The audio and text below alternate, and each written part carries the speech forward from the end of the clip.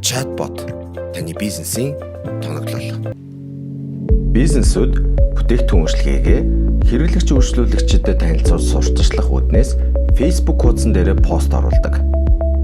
Тухайн пост дээр комент орж ирэхэд нь комментоор хариулт өгөөд мессенжерээр тохирсон хариулт илгээх үйлдэлийг энэхүү цэсээр хийдэг. Пост тохиргоо гэсэн цэсэнд ерхий тохиргоо хийгддэг.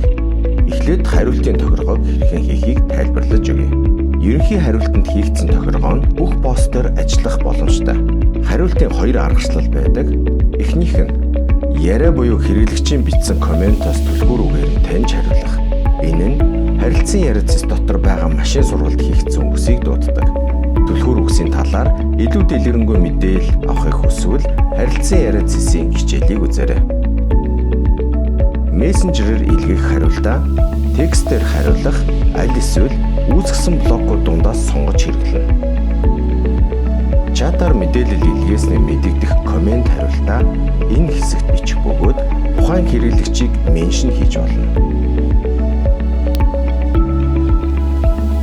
Хариултын хоёр дахь аргачлал нь үндсэн хариулт буюу түлхүүр үг таниагүй тохиолдолд хариулах.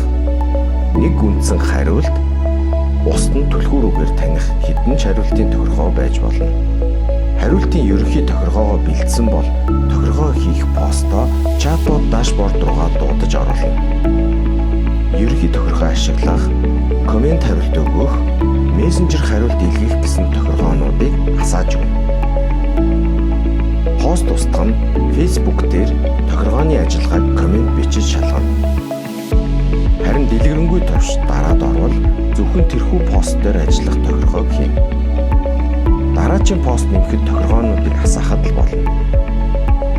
Сөрөг утга агуулсан коммент орж ирвэл түлхүүр үгээр таньж тухайн комментиг нийтлэхгүйгээр устгаад устгасан коммент гэсэн дэд зэсэд хэрэглэгчийн нэртэй жагсаадаг. Хэрв нэг хэрэглэгч устгагдсан коммент дотор 10 удаа орж ирвэл блок хийгдсэн гэсэн дэд зэс дотор орох бөгөөд тухайн пэйж рүү дахин хандах боломжгүй болно.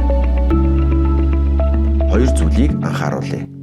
Нэгдүгээрт, мессенжерээр илгээгдэж байгаа блок нь зөвхөн нэг мэдээлэлтэй байх шаардлагатай. Өөрөөр хэлбэл, дотор олон мэдээлэлтэй үед аль нэг нь илгээгддгийг анхаарна. Хоёрдугаарт, тухайн пэйж рүү анх удаа хандаж коммент бичсэн хэрэглэгчдэд бас дээрээс нь Facebook хэрэглэгчдийн аккаунтын тохиргооноос шалтгаалan коммент reply илгээгдэхгүй байх тохиолдол гардагч мессенжер хариулт илгээгддгийг анхаараарай. Chatbot таны бизнесийн тоноглол.